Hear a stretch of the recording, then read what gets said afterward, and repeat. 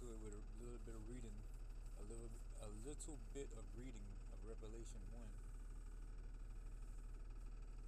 You know, with Jake, man, that Ebonics always trying to kick in, man. That Ebonics demon, always trying to slip in there, man. Which Ebonics is to be on the, for real, Ebonics is a form of Hebrew, man. You know, you know, and just what they say, a little gem to give you. But we're gonna get a little bit of this reading of Revelation 1, because this is the time of the end. The end is very near, and that end is being the end of Esau Edom's, the so-called white man's rulership. We on the cusp of his downfall.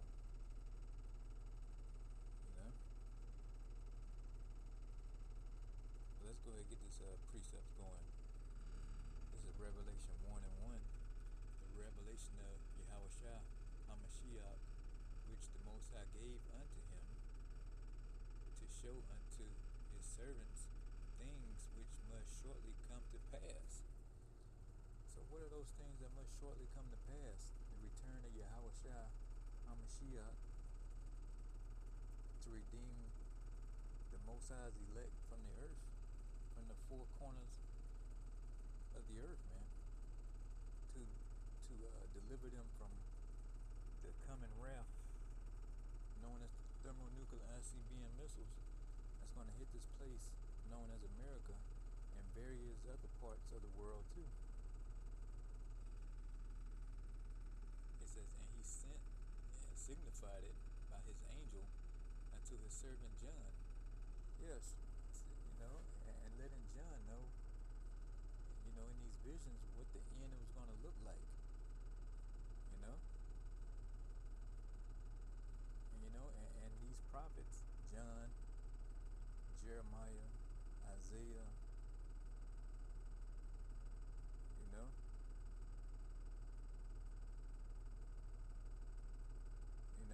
just to name a couple. They had the vision of seeing a place.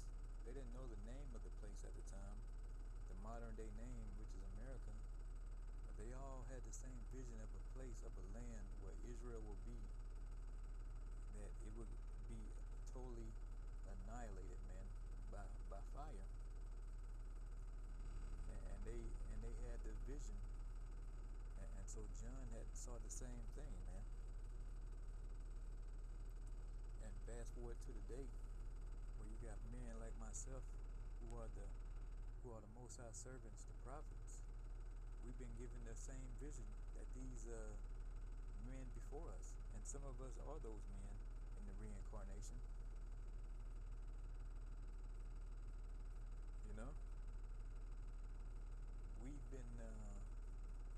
We've been given the same vision that they saw.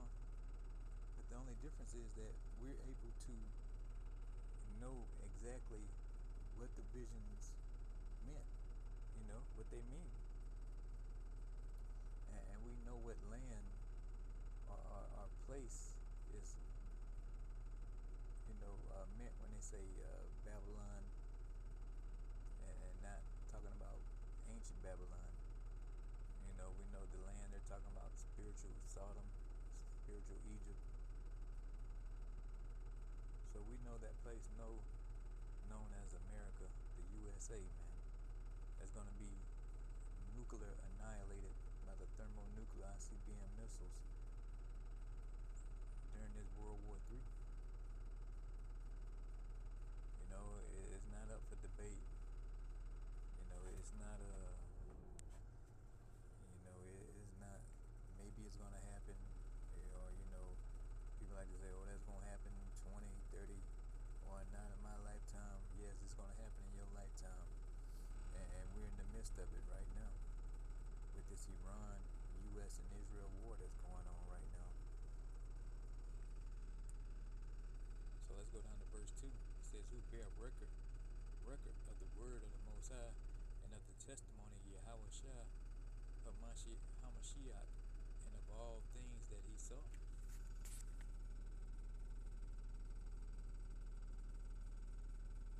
Let's get that in the NLT. Who faithfully reported everything he saw. This is his report of the word of the Most High and the testimony of Yahweh Shah, Hamashiach. So this is the testimony. Prophecy. If you're not preaching prophecy, man, you're not in the spirit of Yahweh Bahashem, Yahweh Shah, man. You're not in the spirit of Yahweh Bahashem, Yahweh Shah at all. And the testimony of Yahweh Shah, man, there's got to be prophecy in there, man. If you're not speaking prophecy, you wasting your damn time out there on the block. You're not even a real prophet,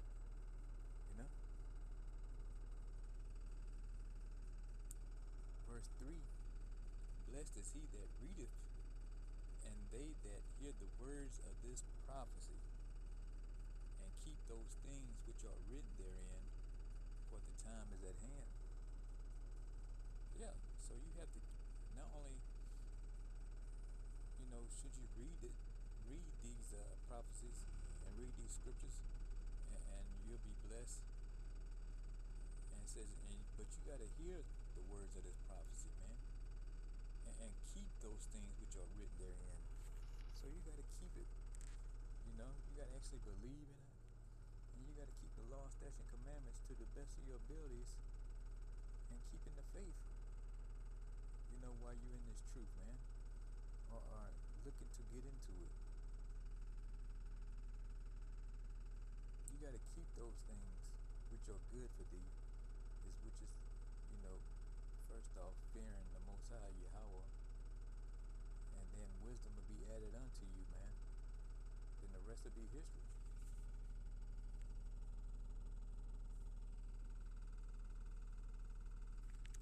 So let's get this in the NLT. This is Revelation 1 and 3. The Most High blesses the one who reads the words of this prophecy to the church. And the church, is Israel. It consists of Israelites.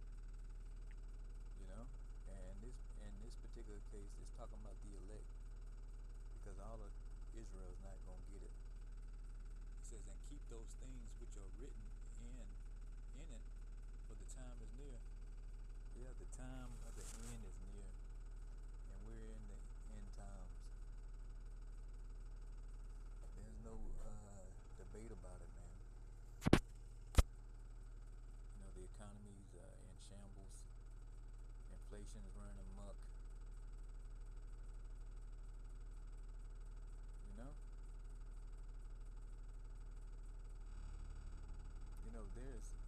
There's nothing good coming out of Washington right now. There's no hope for the people. And when I say the people, I'm talking about the American people. The other heathens and the 2/3 of the nation of Israel who actually believe in Babylon, believe in America. There's no hope coming out of Washington. It's kind of like, there's no leadership. It's just, let's just go to war, and that's it. So there's no real leadership. Babylon has fallen, man. And it's on the way out of here. So let's jump down to verse 13.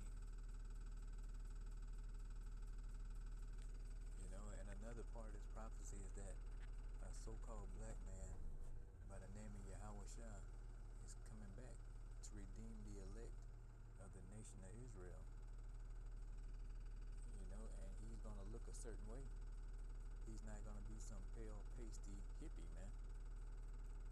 He's a so-called black man from the tribe of Judah, the Lion of Judah, to be exact, man. He is the top Israelite on the planet, man. In the galaxy. Let's not just say the planet. We talking about in the whole wide world, Craig. In the galaxy, the universe. top numero uno Israelite, man. He's that Jake.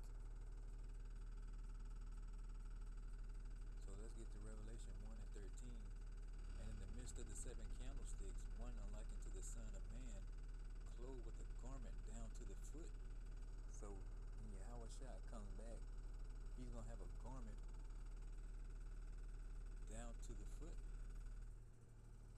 you know, almost like a robe, like there's an girt about the paps with a golden girdle. He's gonna have a golden girdle because, you know, when you go to war and battle, they will wear like a girdle around their bowels, around their, you know, inward parts, because you don't want to get stabbed in that or get cut, you know, because your bowels is a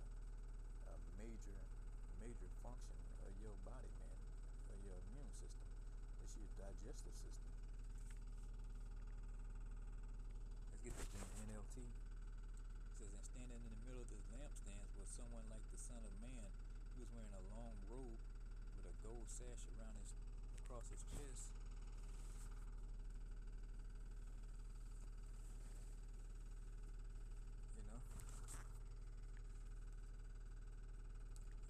It kind of went off on that.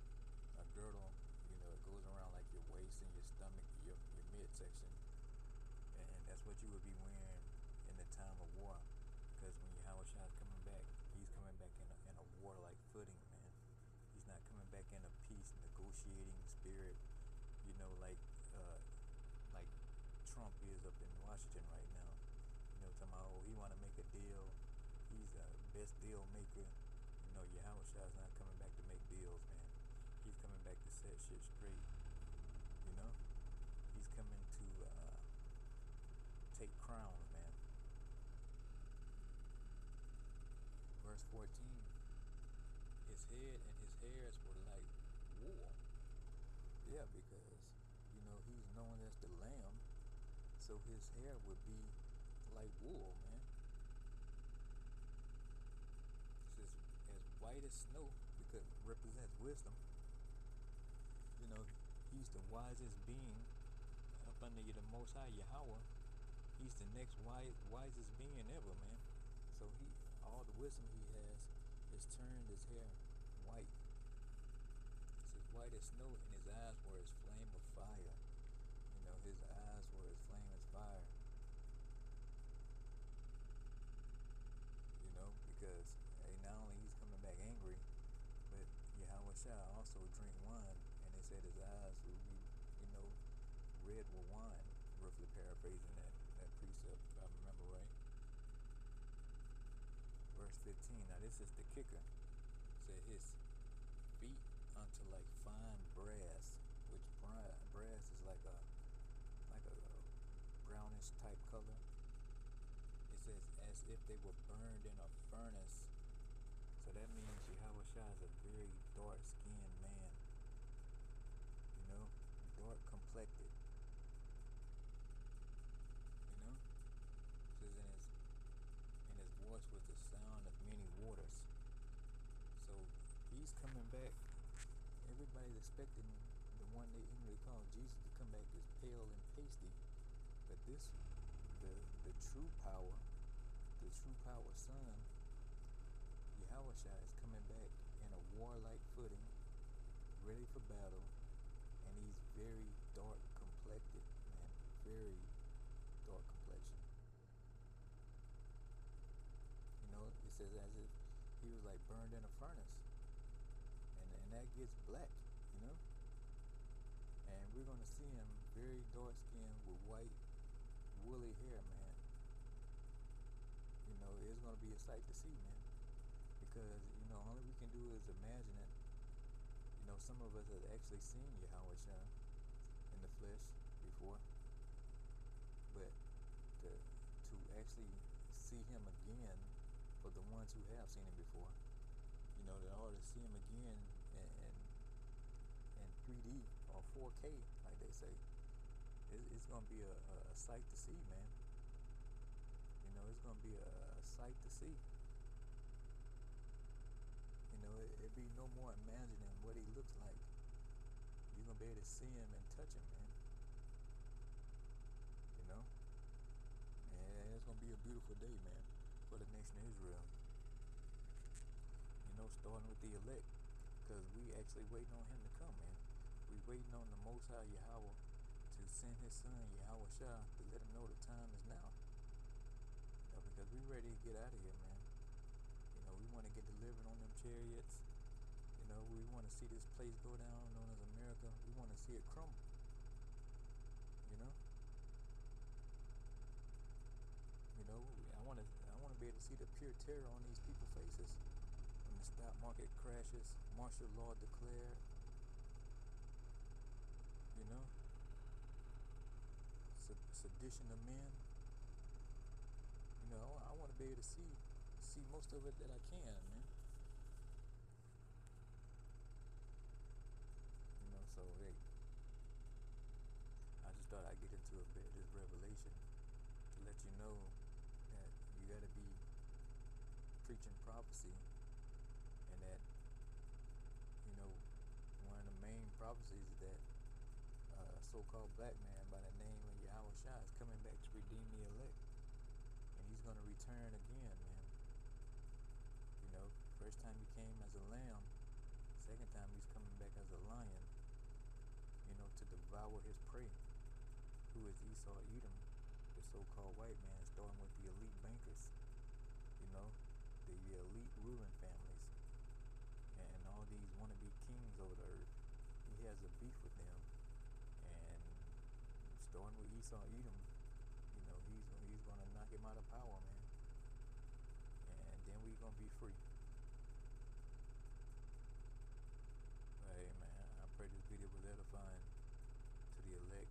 Hang on, shalom. Hey, we almost out of here. Before I get out of here though and end this lesson, I want to give all praise and glory to Yahweh.